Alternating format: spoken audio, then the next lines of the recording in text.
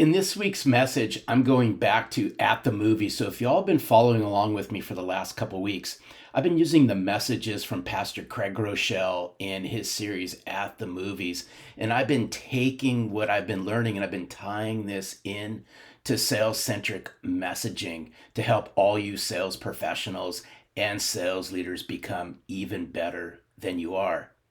And in this week's message, we're going to refer to the movie 12 Mighty Orphans. And 12 Mighty Orphans is a true story. Just follow along with me, please, on this. We're going to tie this all together. But 12 Mighty Orphans is a true story of the Mighty Mites. It was a football team. It was an orphanage football team in Fort Worth, Texas during the Great Depression. They went from playing without shoes, they didn't even have a football, to then playing in the Texas State Championship. So over the course of their winning season, these underdogs, these orphans, and their resilient spirit became an inspiration not only to their city in Fort Worth, but the whole state of Texas. They captured the entire nation in need of a rebound during the Great Depression. It even caught the attention of then President of the United States, Franklin D. Roosevelt. And Pastor Craig Rochelle used this movie, 12 Mighty Orphans, around the message of hope. And if we look at what's happened over the last couple years, I'm going to tie this into sales, right?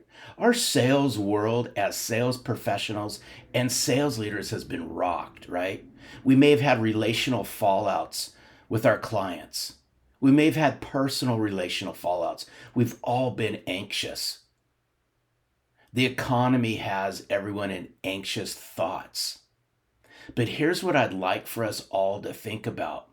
We may feel less than, we might be feeling left out right now. We may feel as a sales professional that you might be losing ground. Here's what I'd encourage you to think about. Do not fall into those same old patterns.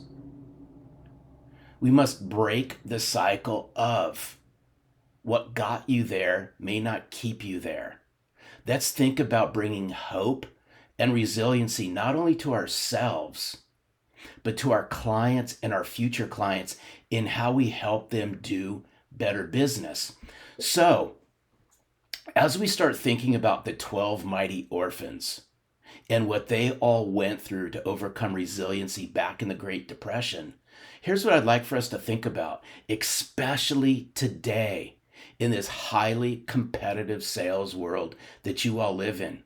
Let's not forget, we must not orphan our clients. Your clients are the keys. They're going to unlock the door to sales betterment. Let's think about that for a moment. For one simple reason is we all need hope. Now, some of you might be saying, well, Larry, hope's not a strategy. We've heard that saying before. But in times like this, in times like we've all been through over the last few years, we need hope.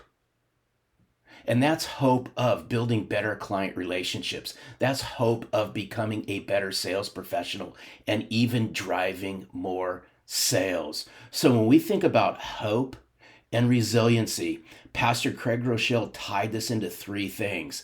And it's these three things I want us to key in on to help us all become better, not only this week, but through the remainder of this year as you catapult yourself into the following years. Number one thing that we need is we need something to believe in. One way to find hope is to help others find theirs. Think about that as sales professionals and sales leaders. One way to help your clients find hope is to help them find theirs. There's a quote in the Bible that goes like this: "This hope is strong and trustworthy and is the anchor to our soul." Think about this in a world where trust and credibility is at anemically low levels with salespeople.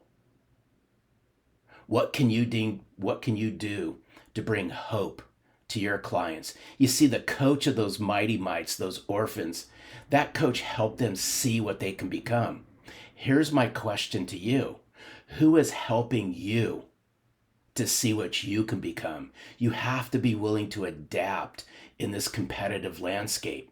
And I know it's tough to believe when things aren't going very well. Here's what I'd like for us to think about. First thing in the morning, look yourself in the mirror and say two things.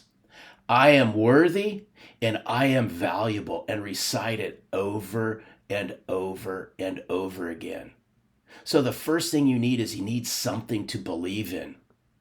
And at Selling from the Heart, we believe in each and every one of you. And number two is you need something to cling to. So when you find yourself down and out, and let's just face it, it happens. Sales is tough. But when you find yourself down and out, go back to. You need something to believe in, and you need something to cling to. And if that's something to cling to, it might be our Selling from the Heart community. We gather as like-minded and like-hearted sales professionals and sales leaders to help us all rise to the occasion to become even better than we are. Maybe you find a coach, maybe you find a mentor to cling on to. And number three is you need someone to embrace. You see, winning lives within our heart. This is the core foundation of Selling from the Heart. It's about bringing sincerity, substance, being genuine, being real, giving a rip about yourself, giving a rip about your career, giving a rip about your clients and your future clients, and giving a rip about the company that you work for. So no matter what you all are facing in sales, embrace all three. Work on your confidence, work on your believability, and work on your self-worth.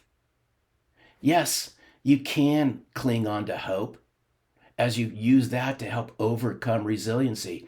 And thank you so much for following along with this weekly message. I'm going to leave you with one last thing. I'm going to read it. As you all know, I'm going down a deep road with Napoleon Hill. And this is his book, The Law of Success. A lot of you guys may have read it. It was the sequel to Think and Grow Rich. But he talks about in one of his laws of success, he talks about self-confidence. And I believe we need to bring self-confidence to the forefront. He goes on to say this, please follow along with me. He says, nothing can bring you success but yourself. Of course, you will need the cooperation of others if you aim to attain success of a far-reaching nature. But you will never you will never get that cooperation unless you vitalize your mind with positive attitude of self-confidence. You need someone to cling to. You need something to believe in, and you need someone to embrace. It all starts in our heart. This is why Selling from the Heart's making a difference. I appreciate each and every one of you, not only for following along with this message, but helping us bring this movement to the sales world all over the world. Sorely needed. It's time for all of us to rise up and say yes and say no to empty suits, because your clients and your future clients would rather connect and do business with a sales professional who sells from the heart as opposed to a sales rep who is an empty suit. Y'all take care. See ya.